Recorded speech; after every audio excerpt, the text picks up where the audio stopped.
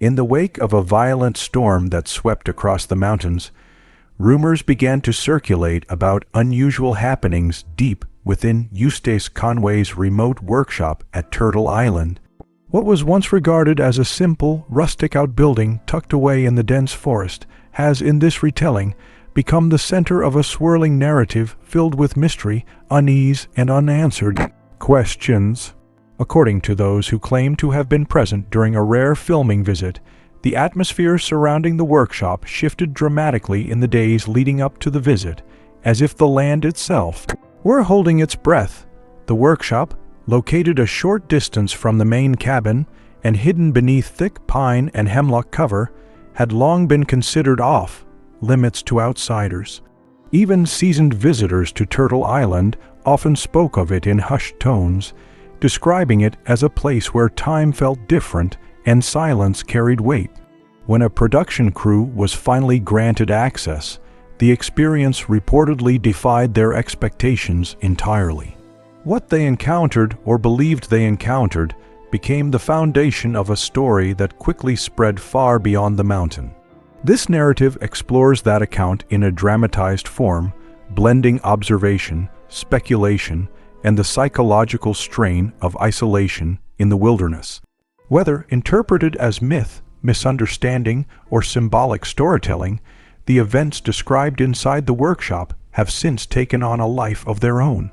The hidden workshop in the pines deep within the forested slopes of Turtle Island lay the workshop itself, an aging wooden structure built from logs, moss, and time-worn craftsmanship. From a distance, it appeared almost invisible, absorbed into the landscape like a natural extension of the trees. A narrow, overgrown path wound through dense vegetation to reach it, and even those familiar with the land admitted that approaching the site often felt like stepping away from the modern world entirely. According to accounts, the building was situated roughly 200 yards from the main cabin, though the distance felt significantly greater due to the terrain and the psychological effect of surrounding wilderness. The roof sagged slightly under layers of moss and organic debris, and the door, simple, heavy, and weathered, stood as the only clear threshold between the outside world and whatever lay within. Visitors who had glimpsed it from afar often described an uneasy sense that the structure was not merely abandoned or rustic, but deliberately secluded. The production crew that eventually approached the workshop reportedly did so under unusual circumstances. They had planned to film the space in advance, but delays and shifting permissions meant that anticipation built for weeks. During that time, observers noted changes in behavior from Eustace Conway himself, moments of distraction, silence during conversation, and long pauses where he appeared to listen to something no one else could hear. Whether these moments reflected stress, reflection, or something more symbolic became part of the larger mystery surrounding the workshop's reputation. Unsettling changes before the visit. In the days leading up to the workshop visit, the atmosphere on Turtle Island was said to shift in subtle but noticeable ways. Crew members described Eustace Conway as increasingly withdrawn, often seen walking alone toward the workshop during early morning hours or late at night without a light, relying instead on familiarity with the land. His movements, once described as confident and grounded, were now interpreted by some as deliberate and contemplative, as if he were preparing for something significant. There were also accounts of brief absences that caused confusion among those working nearby. On one occasion, he was reportedly nowhere to be found during a morning search, only to later reappear near the workshop without explanation. When asked, he allegedly gave minimal responses, deflecting attention rather than engaging in clarification.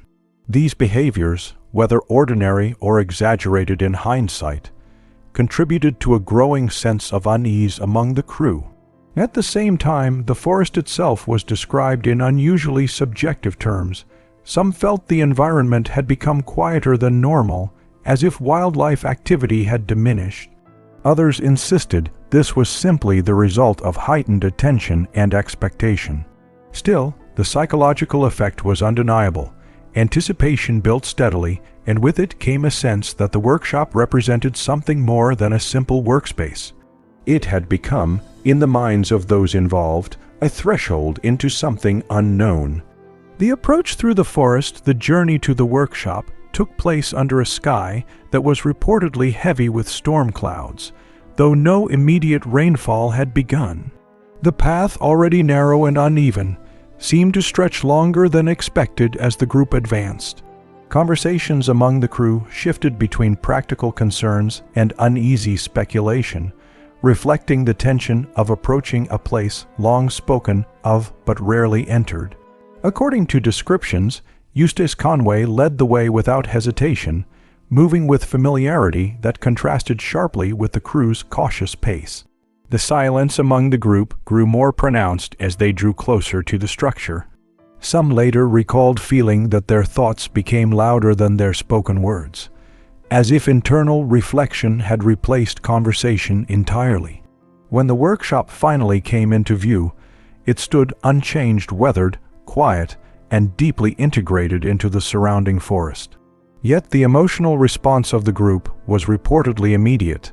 Some felt hesitation, others curiosity, and a few described a sudden urge to turn back. Despite this, the group continued forward until they stood before the door itself. The moment of entry marked a turning point in the narrative. What had previously been anticipation transformed into uncertainty as the door was pushed open, producing a sound described as both ordinary and unsettling in its persistence. Beyond it lay a space that would become the center of the story's most controversial claims. The interior and the carved walls inside the workshop. The initial impression was not of chaos, but of dense and unfamiliar organization. The interior was constructed from raw wood, bone-like materials, and natural elements that appeared intentionally arranged. The lighting was dim, filtered through small openings in the structure, creating shifting shadows that made the space difficult to interpret at a glance. What drew immediate attention, according to accounts, were the carvings' faces etched into wooden surfaces across sections of the walls. These were not uniform decorations, but varied expressions, shapes, and forms that seemed to follow no obvious pattern. Some observers interpreted them as artistic experimentation, while others found them deeply unsettling due to their density and placement. The presence of these carvings became a focal point for speculation. Within the narrative, they were interpreted in multiple ways, as symbolic representations of memory, as artistic expressions of isolation, or as misunderstood cultural artifacts of personal significance. The crew reportedly reacted with visible discomfort, though reactions varied widely depending on perspective. Eustace Conway, meanwhile, was described as observing the group rather than the carvings themselves, as if gauging their response. Whether the space was meant to be interpreted as art, archive, or functional workshop remained unclear. The ambiguity itself contributed heavily to the atmosphere, reinforcing the sense that interpretation depended as much on perception as on physical reality. The myth that grew beyond the mountain as time passed, the workshop story began to detach itself from the physical place entirely and evolve into something closer to folklore. What had started as a single disputed account from a remote filming visit slowly transformed into a narrative retold in fragments, each version shaped by the person repeating it. Details changed depending on who was speaking. Some emphasized the carvings, others focused on the storm, and a few insisted the most important part was not what was seen, but how people felt while they were there. Within this expanding retelling, Eustace Conway himself became less of an individual and more of a symbol. To some, he represented isolation and self-reliance pushed to an extreme. To others, he embodied the tension between human craftsmanship and the natural world. The workshop, in turn, shifted from a physical structure into a kind of metaphorical space, one that could represent creativity, secrecy, discipline, or even misunderstanding depending on listener. What made the story persist was not any confirmed evidence, but its ambiguity. No version of events could fully resolve the contradictions, and every attempt to explain the workshop seemed to generate more questions than answers. The storm, the carvings, the sensory unease, and the idea of completion all remained open to interpretation, allowing the narrative to grow rather than settle.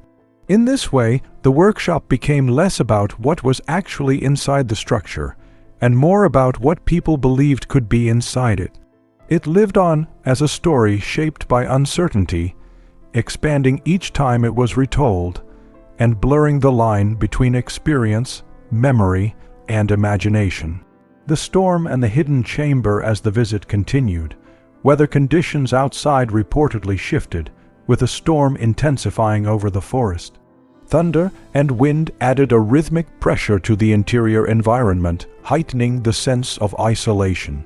It was during this time that attention turned toward a secondary section of the workshop, an area partially obscured by hanging materials and tools. This inner section, described as a separate chamber, became the subject of heightened curiosity among the crew. According to accounts, hesitation initially prevented entry.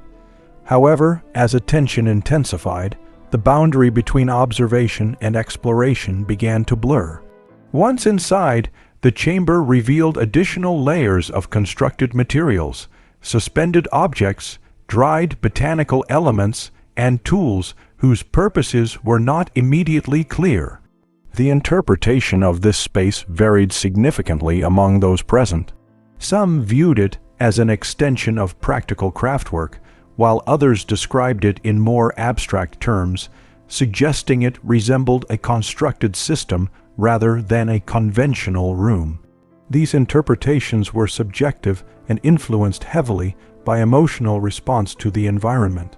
Eustace Conway's reaction, as described in the narrative, remained restrained. He neither confirmed nor denied interpretations, instead characterizing the space as work. This ambiguity reinforced the divide between observer and creator, leaving the meaning of the chamber open to speculation and later reinterpretation. Psychological strain and sensory overload as time progressed inside the workshop. Several individuals reportedly experienced physical and psychological discomfort. These sensations included disorientation, heightened sensitivity to sound, and difficulty maintaining focus. Some attributed this to environmental conditions such as humidity, confined space, or storm-related atmospheric pressure. Others, however, interpreted these experiences differently, describing them as psychological responses to expectation and unfamiliar surroundings. The workshop's dense structure, combined with its isolation, may have amplified normal sensory perception, leading to heightened awareness of sound, temperature, and movement. Within the narrative, one of the most discussed elements was a brief recorded audio segment played during the visit. Reactions to this recording varied, with some describing discomfort and others reporting no unusual effect. The divergence in perception became a key point of debate among those later recounting the event. Following this moment, the group reportedly experienced a strong desire to leave the space. Whether this was due to psychological fatigue, environmental discomfort, or narrative exaggeration remains unresolved within the story. The storm outside intensified during this period, further contributing to the sense of urgency, the marking of completion. One of the most controversial details in the account was the discovery of a carved marking within the workshop. Positioned on a visible wooden surface was a date accompanied by the word completion. According to the narrative, the date appeared to reference a point in the near future relative to the time of the visit. This detail became the subject of intense speculation among those present. Some interpreted it as a symbolic artistic gesture, possibly representing a cycle of work or seasonal change. Others viewed it as a cryptic message whose meaning was unclear without additional context. Eustace Conway's reaction to the discovery, as described, shifted noticeably. He reportedly became more insistent that the visit conclude, urging the group to leave the workshop. Whether this reaction stemmed from privacy concerns, misinterpretation, or narrative embellishment remains open to interpretation. The marking itself became a focal point in later retellings, often detached from its original context and reinterpreted through increasingly speculative frameworks. In many versions of the story, it symbolized unresolved intention rather than a literal prediction or statement. Aftermath and lingering questions following the visit, the workshop was no longer described in the same terms by those who had entered it. Some claimed their memories felt unclear or fragmented, while others maintained that nothing unusual had occurred beyond heightened emotional response. This divergence in recollection contributed to the story's persistence over time. The production footage, according to the narrative, became a point of internal debate. Some argued it should be released as part of a documentary series, while others expressed concern about interpretation and context. This disagreement further delayed any public release of the material. Over time, the workshop itself returned to its original state of obscurity. Reports of unusual lights or sounds emerged sporadically, though none were independently verified within the narrative framework. Space once again became part of the forest landscape, largely undisturbed and rarely discussed in formal settings. What remained were questions about perception, isolation, and the ways in which unfamiliar environments can influence interpretation. Whether the events described were literal, symbolic, or exaggerated through storytelling continues to be debated within the narrative tradition surrounding Turtle Island. Conclusion: between reality and interpretation, the story of the workshop ultimately exists in the space between observation and interpretation. It reflects how remote environments, limited information, and heightened expectation can shape collective perception into something larger than its individual parts. Whether viewed as myth, dramatization, or subjective memory, the narrative continues to invite speculation. Eustace Conway's workshop, in this retelling, becomes less about physical objects and more about meaning-making itself. The carvings, the storm, the chamber, and the marking of completion function not as definitive evidence of anything specific, but as symbols open to interpretation. Each observer contributes to the shape of the story based on personal perspective. In the end, what remains is uncertainty and the enduring human tendency to search for structure within it. The workshop stands both as a place in the forest and as an idea that continues to evolve through retelling, reshaping itself with every new version of the story.